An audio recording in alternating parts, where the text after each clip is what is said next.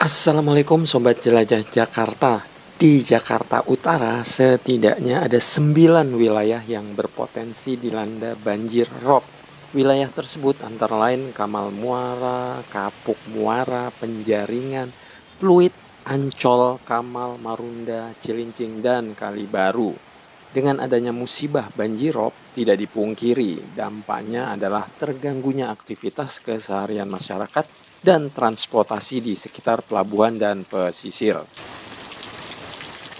Sobat Jelajah Jakarta, sekedar info, banjir rob terjadi akibat luapan air laut. Terjadinya air pasang di laut ini menahan aliran sungai yang seharusnya menuju ke laut. Namun karena tumpukan air sungai berlebih yang kemudian menyebabkan tanggul tidak mampu lagi menampung luapan air dan membuat air meluap ke daratan.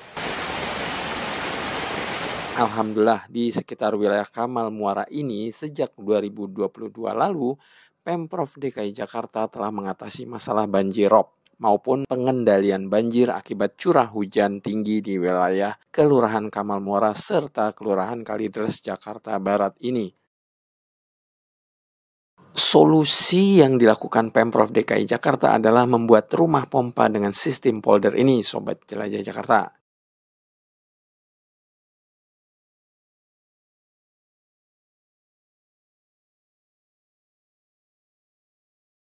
Sobat Jelajah Jakarta, anggaran pembangunan rumah pompa sistem polder ini senilai 282 miliar rupiah yang diambil dari anggaran APBD 2021 dan APBD 2022.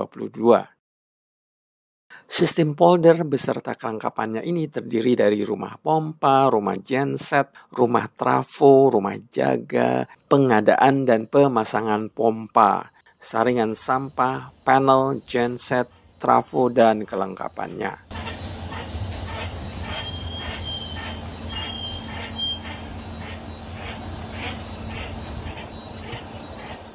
Sobat Jelajah Jakarta, untuk mengetahui rumah pompa polder Kamal ini, alhamdulillah saya diajak berkeliling oleh Pak Andri Putraman selaku integrator sistem SCADA yang ada di polder Kamal ini.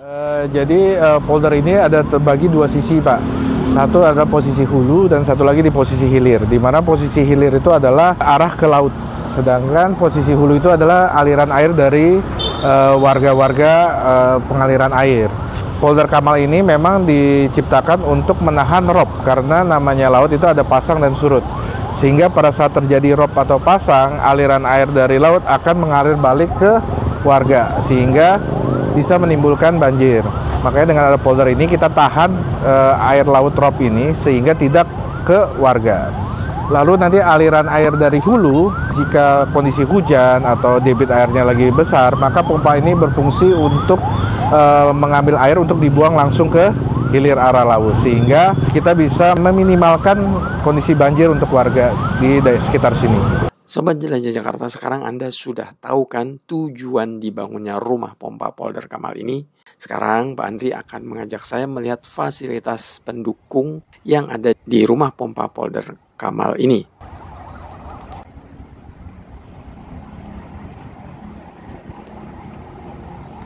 Sobat Jelajah Jakarta, rumah pompa polder Kamal ini memiliki area seluas 1.612 hektar, di mana sarana di dalam kesatuan pengelolaan tata air di sini mencakup sistem drainase kawasan, kolam retensi, tanggul keliling kawasan, pompa, dan pintu air.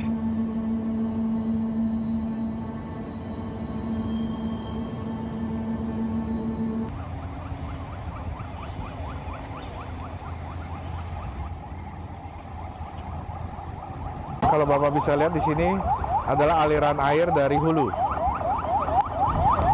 Oke.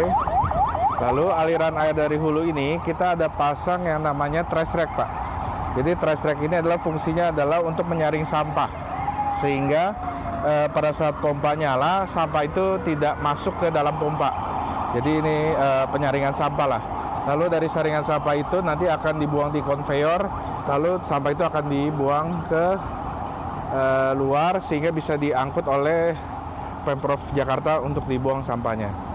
Jadi ini adalah sistem awal untuk menyaring sampah. Nah, lalu kita ada kren juga Crane ini fungsinya adalah untuk maintenance trash rack. Jadi pada saat jika ada problem atau maintenance, fungsi crane ini adalah untuk mengangkat trash rack ini untuk perbaikan. Kita lanjut lagi.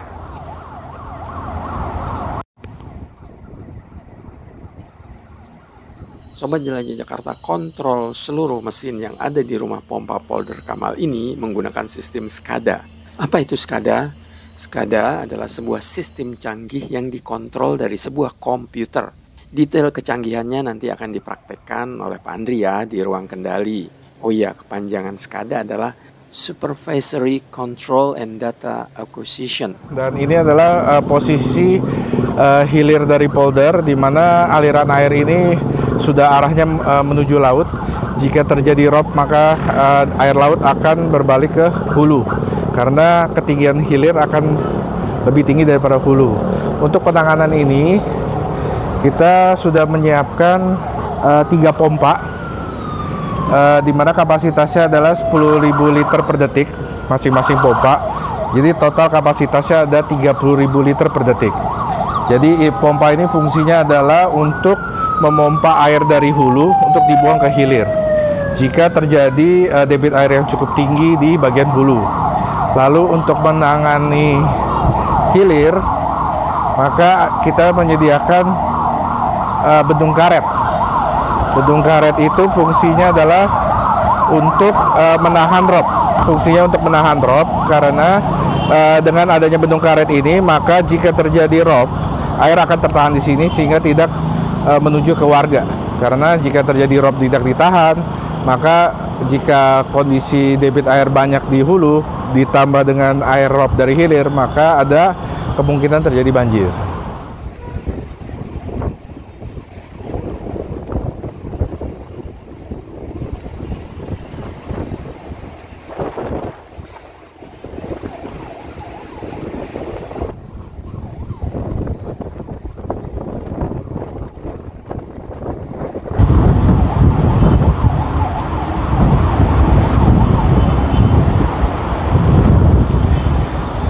Nah, ini kalau ruangan ini masih on progress, jadi nanti akan diadakan memorabilia upaya pengendalian banjir rob dan lem subside pesisir Jakarta.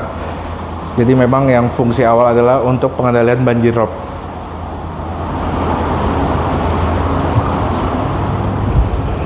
Nanti ini akan jadi ruang meeting, masih progress.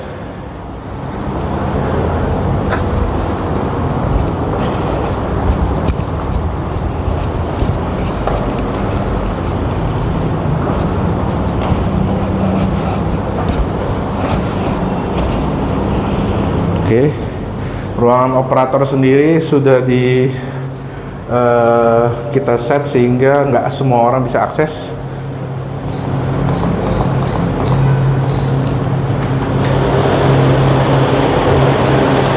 Ini ruang panel dan ruang SCADA kami. Oke. Nah, ini adalah SCADA kami, di mana secara sistem itu kita bisa merekod data dan mengambil data, dimana kita bisa lihat, kita bisa melihat ketinggian air di chamber pompa, lalu kita juga bisa melihat elevasi hulu dan hilir, lalu selain itu kita juga bisa mengoperasikan seluruh equipment di rumah pompa ini. Misalnya contoh, jika saya mau menyalakan penyaring sampah, maka tinggal di start. Jika saya mau menyalakan pompa, maka tinggal kita pilih mau kecepatan berapa pompanya, mau 100%, 80%, sampai ke terendah 50%.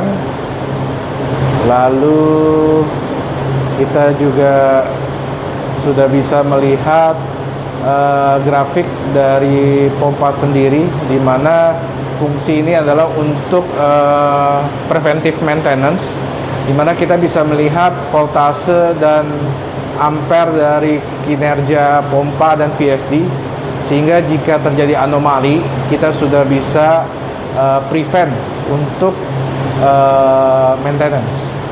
Lalu dengan sistem SCADA yang dibuat di Polder Kamal, kita sudah bisa pakai auto parameter, di mana auto parameter ini fungsinya adalah seluruh equipment pompa sudah bisa dijalankan tanpa operator. Dalam arti sesuai nanti kita setting di ketinggian air seberapa, trash track akan nyala, itu kita bisa setting semua sehingga sudah mulai auto ya. Jadi untuk kedepannya sudah bisa kita upgrade. Oke. Lalu ini adalah tampilan dari SCADA-nya. Untuk panel-panel main PLC untuk SCADA ini kita bisa lihat di sini, Pak.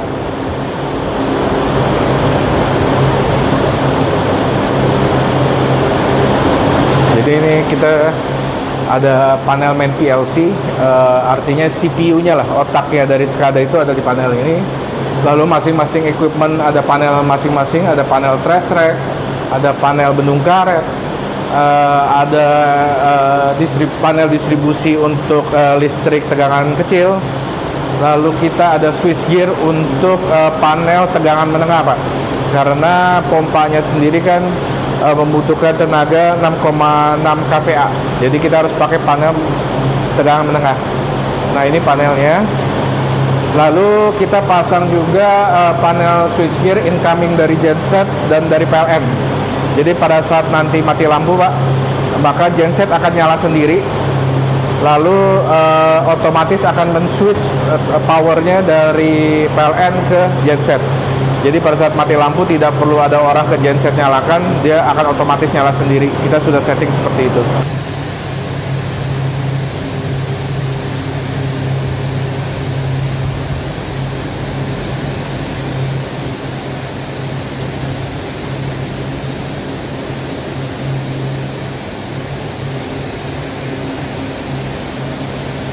Lalu ini yang main utama adalah VSD, Pak. Jadi VSD ini seperti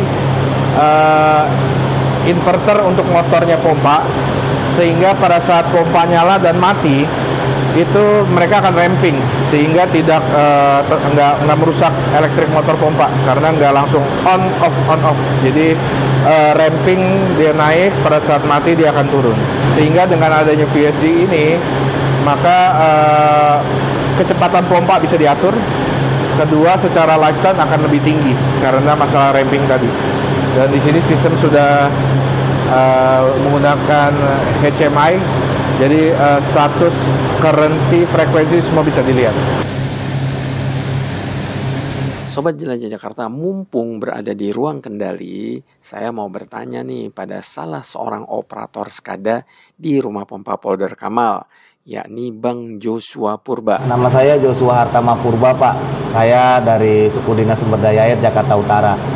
Nah, untuk terkait masalah sistem SCADA ini, Pak, kalau untuk yang saya lihat, untuk selama ini sih mempermudah kita kinerja ya, Pak ya.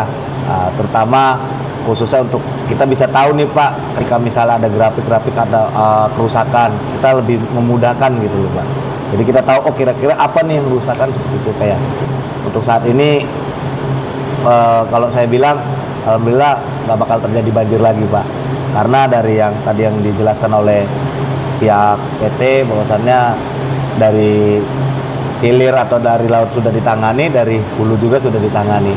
Sobat Jelajah Jakarta, Bang Joshua paham sekali situasi dan kondisi sebelum dibangunnya rumah pompa Polder Kamal ini. Sebelum tahun ini, Pak, ya kalau saya bilang inilah, Pak, sangat parah lah, Pak, karena banjirnya kadang-kadang bisa seminggu, bisa lebih dari seminggu gitu loh, Pak.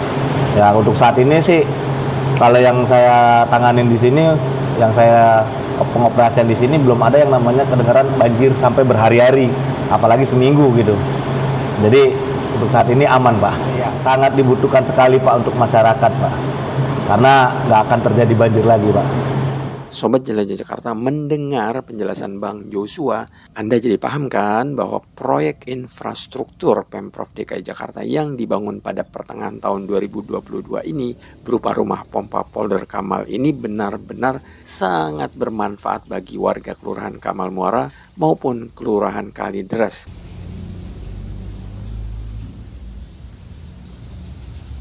Jika sebelumnya banjir rob tidak bisa dicegah dan bisa berhari-hari baru surut, namun sejak dibangunnya polder Kamal ini, surut air banjirnya lebih cepat.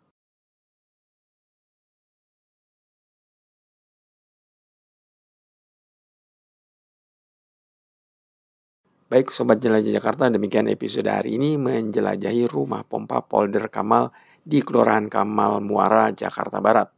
Semoga informasinya bermanfaat dan Anda jadi melihat rekam jejak pengendalian banjir yang sudah dibangun oleh Pemprov DKI Jakarta saat masih dipimpin oleh Gubernur Anies Baswedan dan kemudian dilanjutkan sampai kelar oleh PJ Gubernur DKI Jakarta Heru Budi Hartono. Jelajah Jakarta akan menjelajahi lokasi lain untuk melihat usaha Pemprov DKI Jakarta, khususnya Dinas Sumber Daya Air, untuk meminimalisir titik-titik banjir di ibu kota Jakarta ini. Jadi, nantikan terus episode selanjutnya. Salam persatuan. Wassalamualaikum warahmatullahi wabarakatuh.